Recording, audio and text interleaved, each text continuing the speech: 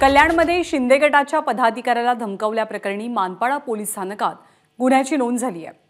बाळासाहेब ठाकरेंचे निकटवर्तीय बाळ हरदास यांनी शिवसेना शिंदे गटाच्या महिला पदाधिकाऱ्याला धमकी दिली असल्याचा आरोप करण्यात आलाय। या प्रकरणी डोंबिवलीतील मानपाडा पोलीस स्थानकात गुन्ह्याची नोंद झाली आहे।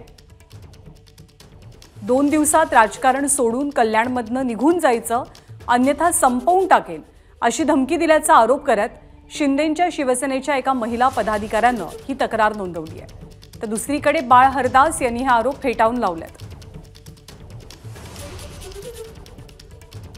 माझे सगळ्यांचे संबंध चांगले, पण पोटेला धमकी देण्यासारखं काय आहेच नाही तर कशाला देऊ मी?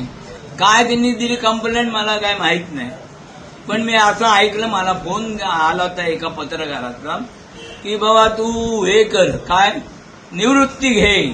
आता निवृत्त होणारच आहे, त्याला मी कशाला सांगायला पाहिजे तिला?